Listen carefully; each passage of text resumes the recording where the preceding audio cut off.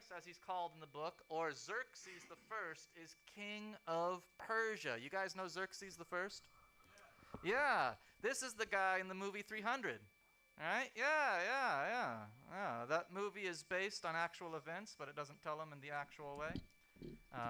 But that's Xerxes, and he is the king in the book of Esther. And when the book of Esther takes place, he's probably just lost a bunch of battles to the Greeks, so he's pretty upset. And he goes back home and tries to rule his kingdom.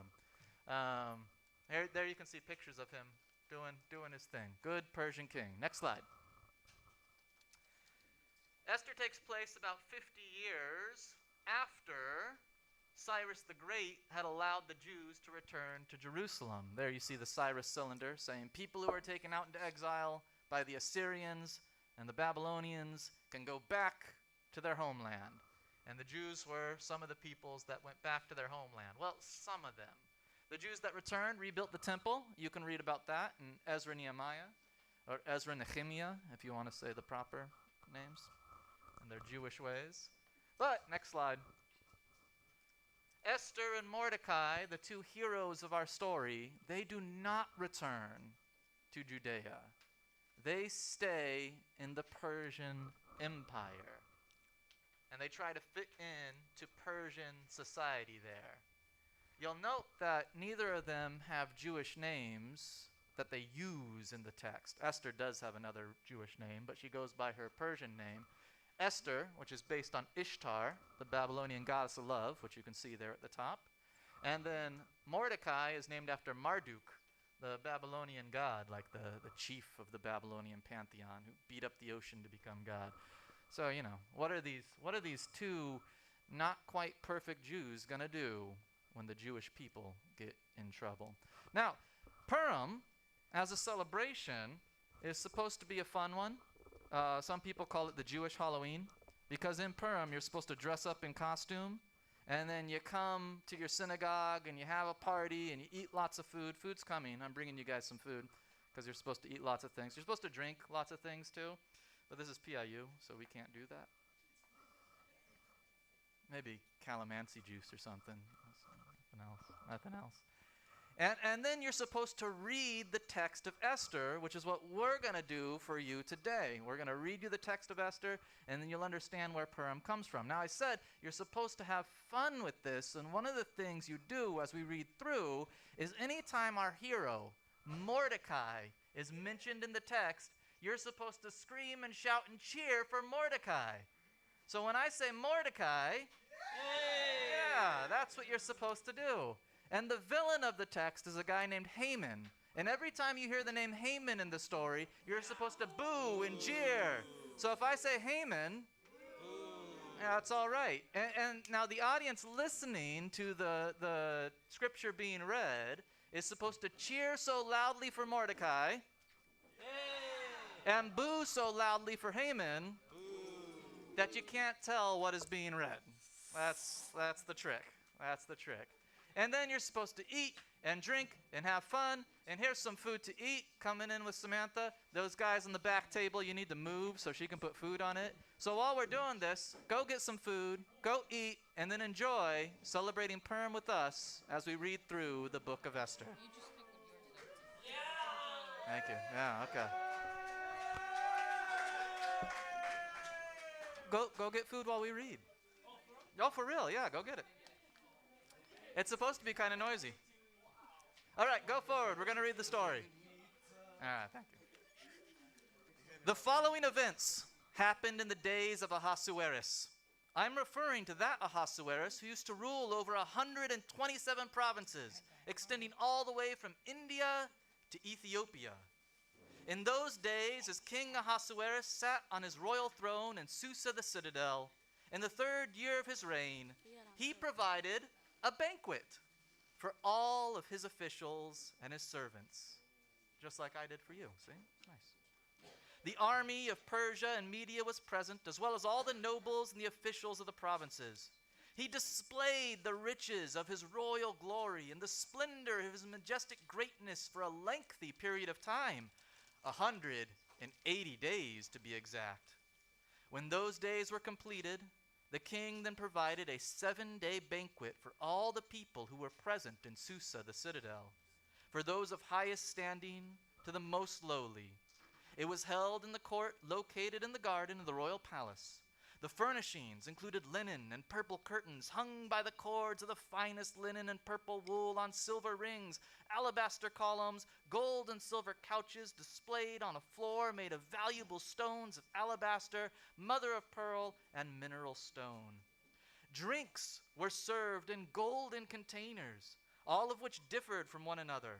Royal wine was available in abundance at the king's expense, and there were no restrictions on the drinking, for the king had instructed all of his supervisors that they should do as everyone so desired. Queen Vashti also gave a banquet for the women in King Ahasuerus' royal palace. On the 7th day, as King Ahasuerus was feeling the effects of the wine, he ordered Mehuman, Biztha, Harbona, Bigtha, Abagtha, Zethar, and Carkas, the 7 eunuchs who attended him, to bring Queen Vashti into the king's presence, wearing her royal high turban. He wanted to show the people and the officials her beauty, for she was very attractive.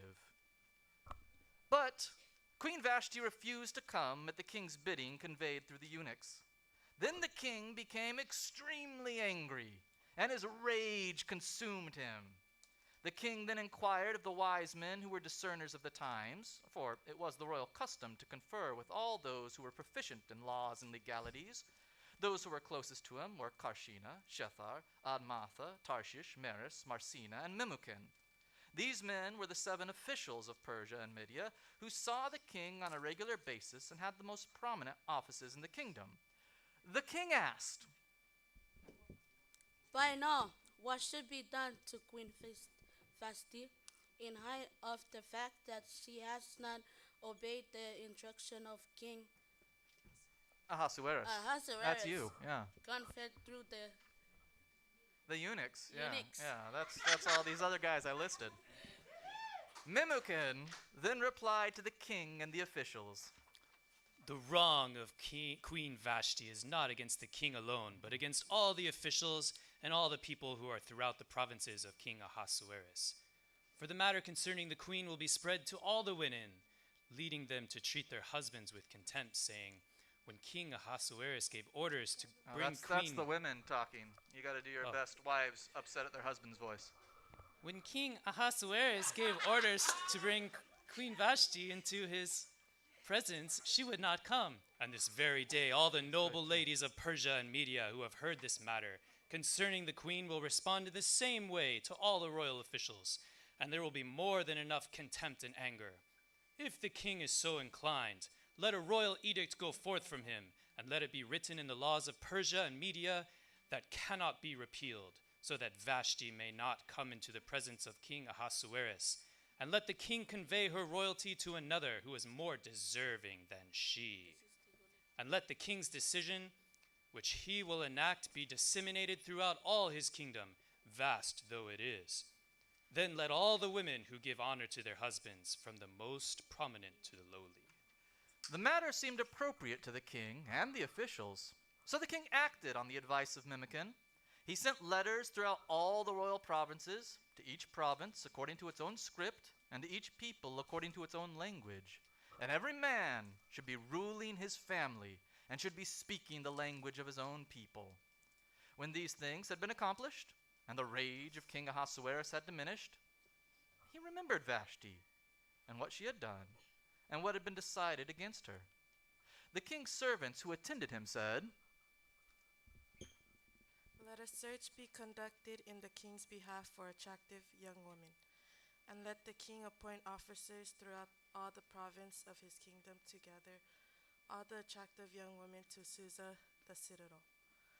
To the harem under the authority of Hegai, the king's eunuch who oversees the women, and let him provide whatever cosmetic they desire. Let the young woman whom the king finds most attractive become queen in place of Vashti. The servants sound very excited to be here. This seemed like a good idea to the king, so he acted accordingly. Now, there happened to be a Jewish man in Susa the citadel whose name was Mordecai.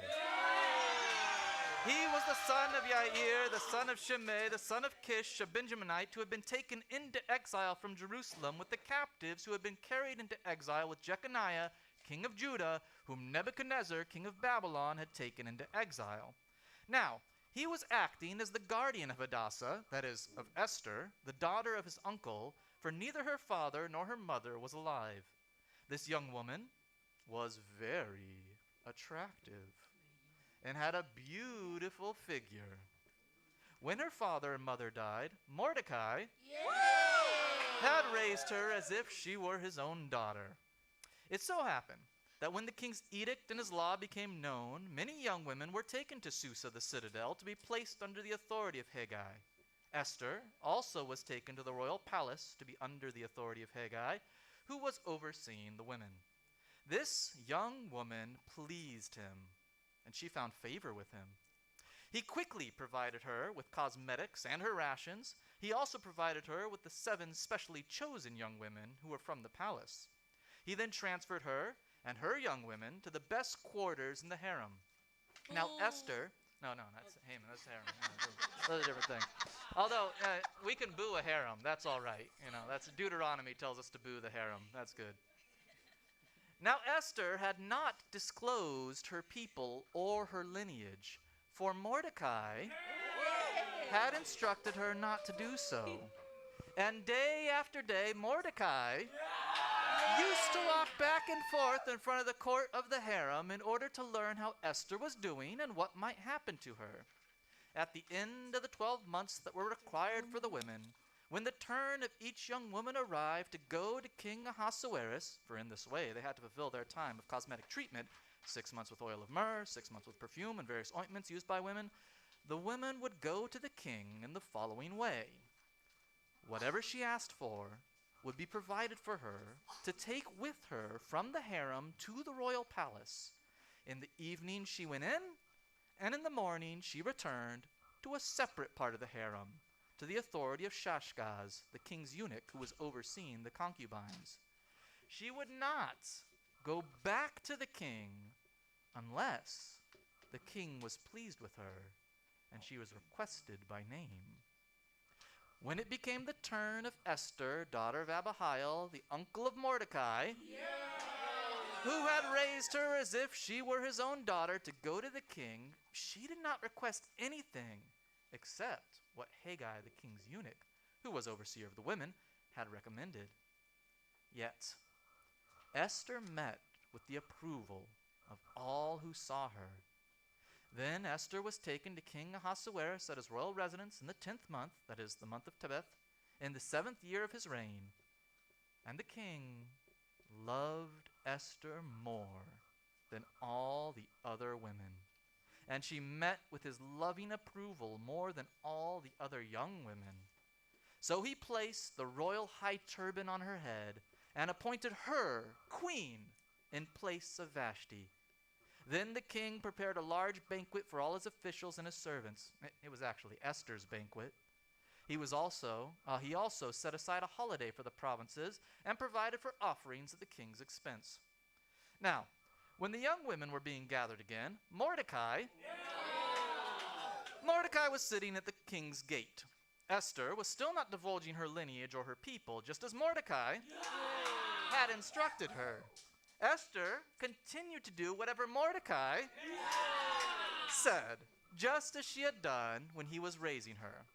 In those days, while Mordecai was sitting at the king's gate, Bigthan and Teresh, 2 of the king's eunuchs who protected the entrance, became angry and plotted to assassinate King Ahasuerus.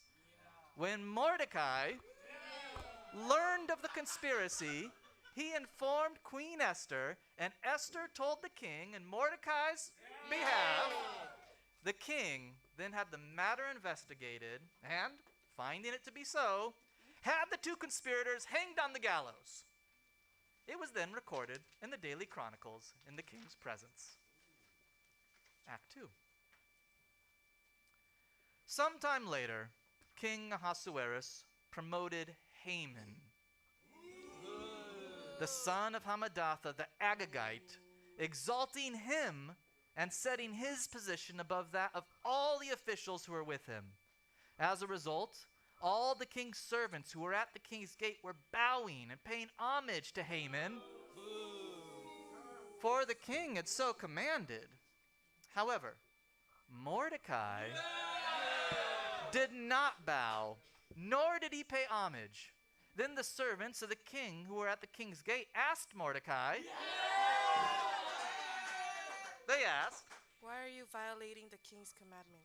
and after they had spoken to him day after day without his paying attention to them, they informed Haman to see whether this attitude on Mordecai's part would be permitted.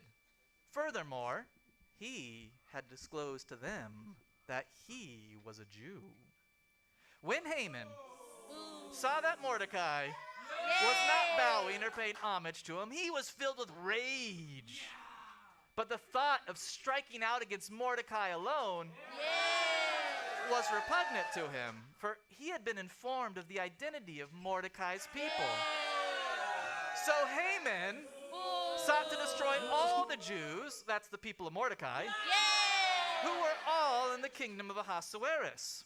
In the first month, that is the month of Nisan, in the 12th year of King, different Nisan, 12th year of King Ahasuerus' reign, Pur, that is the lot, was cast before Haman in order to determine a day and a month. It turned out to be the 12th month, that is the month of Adar. Then Haman said to King Ahasuerus,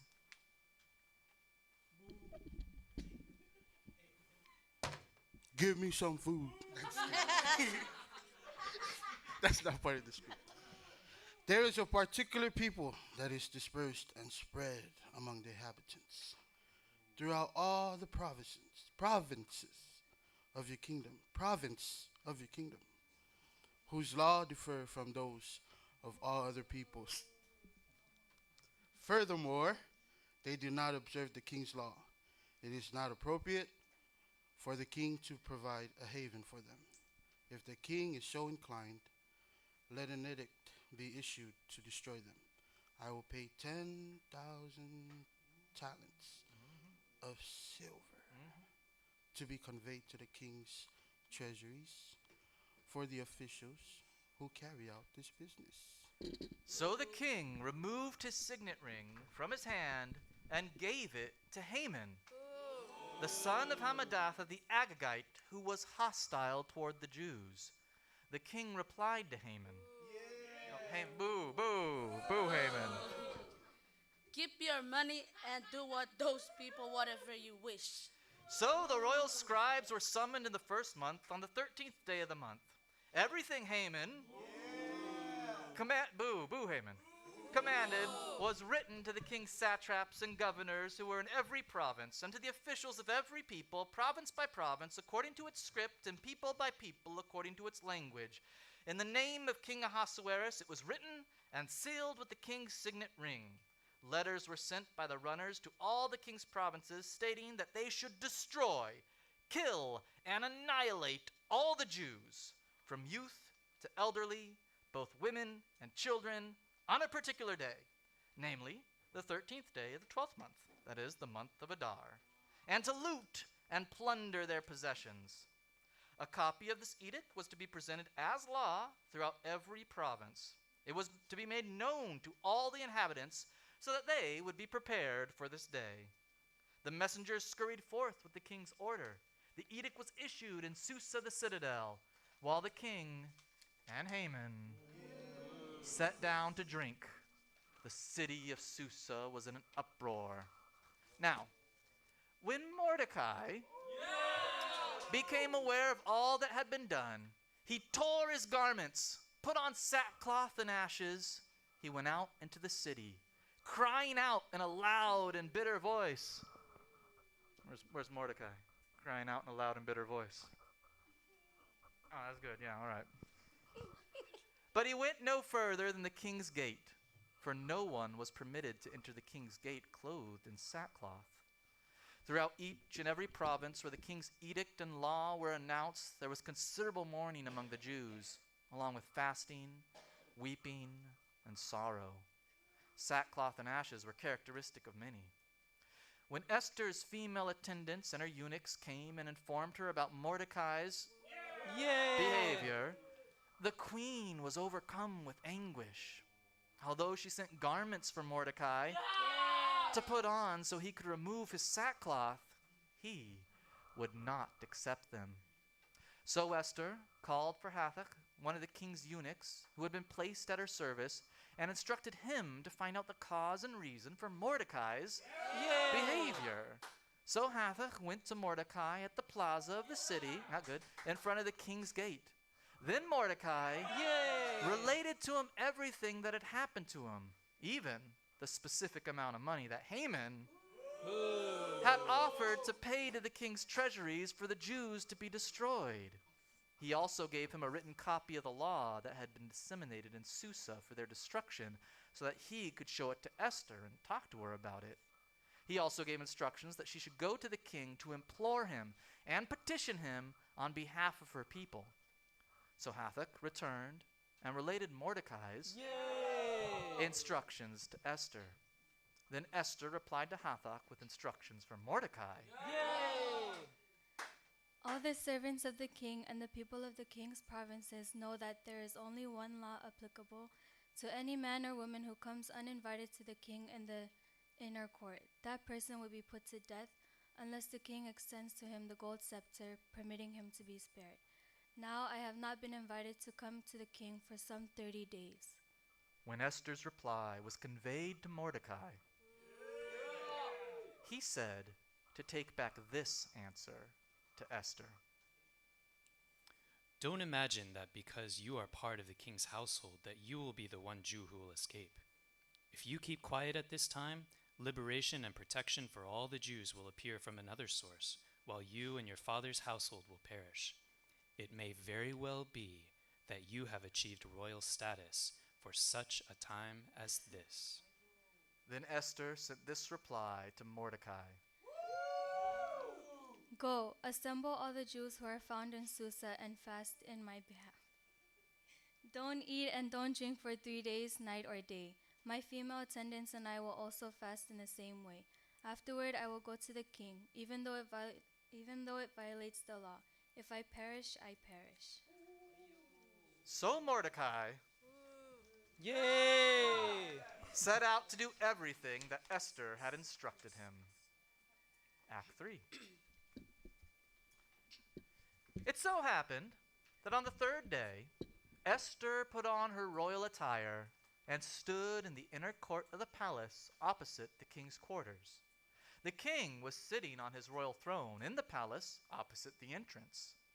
When the king saw Queen Esther standing in the court, she met with his approval. The king extended to Esther the gold scepter that was in his hand, and Esther approached and touched the end of the scepter. The king said to her,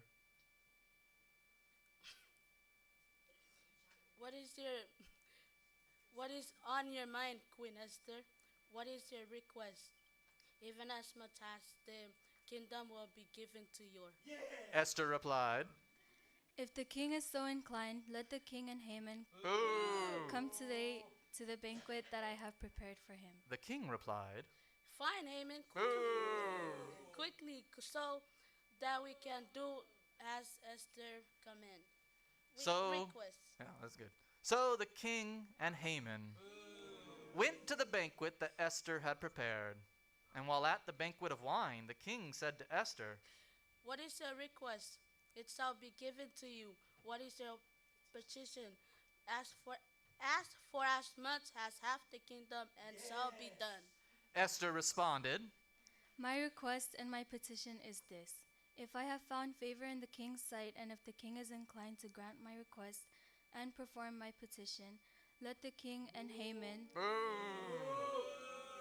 come tomorrow to the banquet that I will prepare for them. At that time, I will do as the king wishes. Now Haman went forth that day pleased, and very much encouraged. But when Haman saw Mordecai at the king's gate, and he did not rise nor tremble in his presence, Haman was filled with rage toward Mordecai.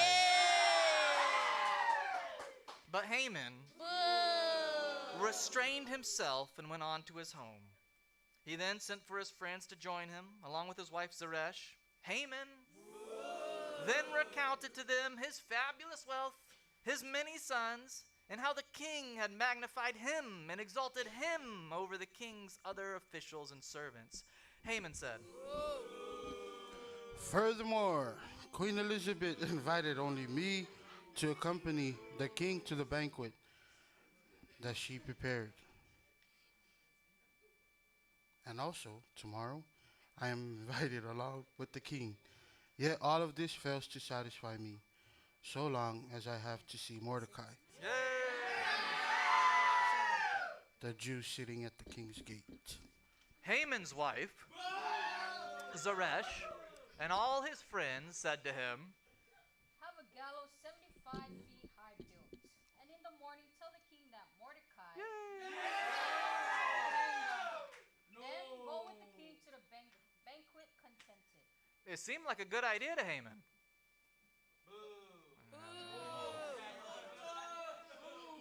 So he had the gallows built. Throughout that night, the king was unable to sleep. So he asked for the book containing the historical records to be brought. As the records were being read in the king's presence, it was found written that Mordecai had disclosed that Bigthana and Teresh, two of the king's eunuchs who guarded the entrance, had plotted to assassinate King Ahasuerus. And the king asked,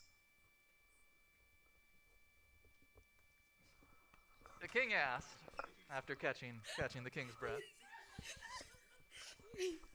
the king can't sleep, it's such a rough night.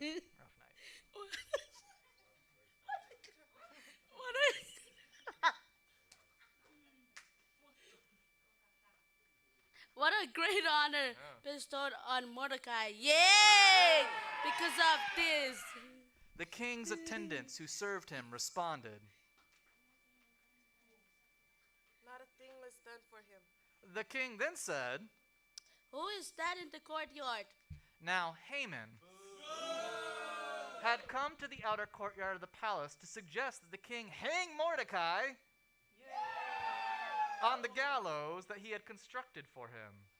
The king's attendant said to him, It is Haman who is sitting in the courtyard. The king said, Let him enter. So Haman came in, and the king said to him, What should be done for the man who the king wished to honor? Haman thought to himself, Who is that king? Who is that king? Yeah, who is that king would want to honor more than me? Who is it that the king would want to honor more than me? Fancy. So Haman said For to the king, man whom the king wishes to honor, let them bring royal attire, which the king himself has worn, and a horse on which the king himself has ridden, one bearing the royal insignia. Then let this clothing and this horse be given to one of the king's noble officials. Let him then clothe the man whom the king wishes to honor, and let him lead him about through the plaza of the city on the horse, calling before him. So it shall be done to the man whom the king wishes to honor. The king then said to Haman, Go quickly. Take the clothing and the horse just as you have described, and do as you just indicate to Mordecai, the Jew who sit at the king's gate. Don't neglect a single thing of what that you have said. So Haman took the clothing and the horse, and he clothed Mordecai. He led him about on the horse throughout the plaza of the city, calling before him, So it shall be done to the man whom the king wishes to honor. Then Mordecai Yay! again sat at the king's gate, while Haman Boo! hurried away to his home, mournful and with a veil over his head. Haman Boo! then related to his wife Zeresh and to all his friends everything that had happened to him. These wise men, along with his wife Zeresh, said to him, If indeed this Mordecai, whom you have begun to fall is Jewish, you will not prevail against him. No, you will surely fall before him. While they were still speaking, the king's eunuchs arrived. They quickly brought Haman to the banquet that Esther had prepared. So the king and Haman Boo! came to dine with Queen Esther. On the second day of the banquet of wine, the king asked Esther, What is your request, Queen Esther? It shall be granted to you. And what is your petition? Ask up to have the kingdom, and it shall be done. Queen Esther replied, If I have met with your approval, O king, and if the king is so inclined, grant me my life as my request, and my people as my petition. For we have been sold, both I and my people, to destruction and to slaughter and to annihilation. If we had simply been sold as male and female slaves, I would have remained silent, for such distress would not have been sufficient for troubling the king. Then King Ahasuerus responded to Queen Esther, Who is this individual? Where is this person to be found? Who is in love to act in this way? Esther replied, The oppressor and enemy is this evil Haman. Then Haman Boo! became terrified in the presence of the king and queen. Enraged, the king arose from the banquet of wine and withdrew to the palace garden. Meanwhile, Haman stood to beg Queen Esther for his life, for he realized that the king had now determined a catastrophic end for him. When the king returned from the palace garden to the banquet of wine, Haman was throwing himself down on the couch where Esther was lying, and the king exclaimed, Well, he has so attempt to rape the queen while I was still in the building. And as these words left the king's mouth, they covered Haman's face. And Harbona, one of the king's eunuchs, said, that'd be the servant. Yeah, Indeed, there is the gallows that Haman made for Mordecai, who spoke out on the king's behalf. It stands near Haman's home and is 75 feet high. The king said, Hang him on it! So they hanged Haman on the very gallows that he had prepared for Mordecai. The king's rage then abated. Act 4. The fourth and final act. On the same day, King Ahasuerus gave the estate of Haman, that adversary of the Jews, to Queen Esther. Now Mordecai had come before the king, for Esther had revealed how he was related to her. The king then removed his signet ring, the very one he had taken back from Haman, and he gave it to Mordecai. And Esther designated Mordecai to be in charge of Haman's estate. Then Esther again spoke with the king. Falling at his feet, she wept and begged him for mercy, that he might nullify the evil of Haman the Agagite, which he had intended against the Jews. When the king extended to Esther the gold scepter, she arose and stood before the king. She said, If the king is so inclined, and if I have met with his approval, and if the matter is agreeable to the king, and if I am attractive to him, let an edict be written rescinding those recorded intentions of Haman, the son of Hammedatha, the Agagite, which he wrote in order to destroy the Jews who are throughout all the king's provinces. For how can I watch the calamity that will befall my people, and how can I watch the destruction of my relatives? King Ahasuerus replied to Queen Esther and to Mordecai the Jew, Look, I have already given him an estate to Esther, and he has been hanged on the gallows because he hooked us hostile action against the Jews. Now you write in the king's name whatever in your opinion is appropriate concerning the Jews and seal it with the king's signet ring any degree that it's written in the king's name and sealed with the king's signet ring cannot be redundant. Yeah. The king's scribes were quickly summoned. In the third month, that is the month of Sivan, on the 23rd day, they wrote out everything that Mordecai instructed to the Jews and to the satraps and the governors and the officials of all the provinces, all the way from India to Ethiopia, 127 provinces in all, to each province in its own script and to each people in their own language, and to the Jews according to their own script and their own language. Mordecai wrote in the name of King Ahasuerus and sealed it with the king's signet ring. He then sent letters by couriers on horses who rode royal horses that were very swift. The king thereby allowed the Jews who were in every city to assemble and to stand up for themselves, to destroy, to kill, and to annihilate any army of whatever people or province that should become their adversaries, including their women and children, and to confiscate their property.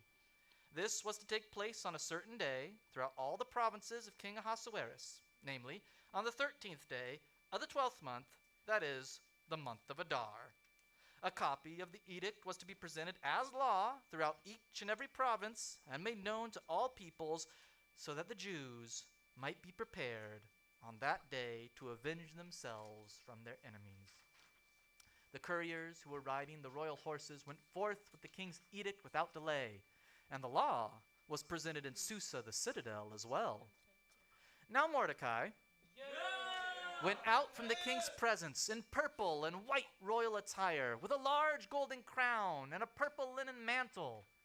The city of Susa shouted with joy, and for the Jews there was radiant happiness and joyous honor. Throughout every province and throughout every city where the king's edict and his law arrived, the Jews experienced happiness and joy, banquets and holidays. Many of the resident peoples pretended to be Jews because the fear of the Jews had overcome them. In the 12th month, that is the month of Adar, on its 13th day, the edict of the king and his laws were to be executed. It was on this day that the enemies of the Jews had supposed that they would gain power over them. But, contrary to expectations, the Jews gained power over their enemies. The Jews assembled themselves in their cities throughout all the provinces of King Ahasuerus to strike out against those who were seeking their harm. No one was able to stand before them, for dread of them fell on all the peoples. All the officials of the provinces, the satraps, the governors, and those who performed the king's business were assisting the Jews, for the dread of Mordecai had fallen on them. Mordecai was of high rank in the king's palace, and word about him was spreading throughout all the provinces. His influence continued to become greater and greater. The Jews struck all their enemies with the sword, bringing death and destruction, and they did as they pleased with their enemies. In Susa, the citadel, the Jews killed and destroyed 500 men.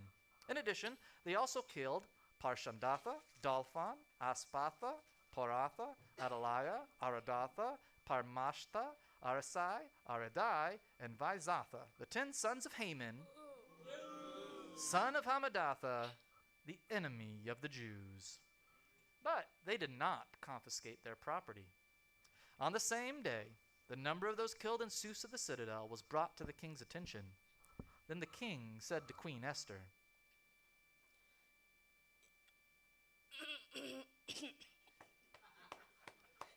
after he got his royal voice ready,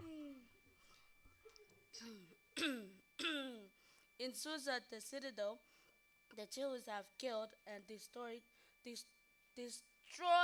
500 men and the 10 sons of Ammon.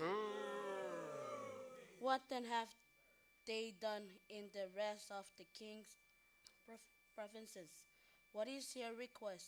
It shall be given to you. What, what other petition do you have? It shall be done. Esther replied, If the king is so inclined, let the Jews who are in Susa be permitted to act tomorrow also according to today's law, and let them hang the 10 sons of Haman on the gallows. So the king issued orders for this to be done.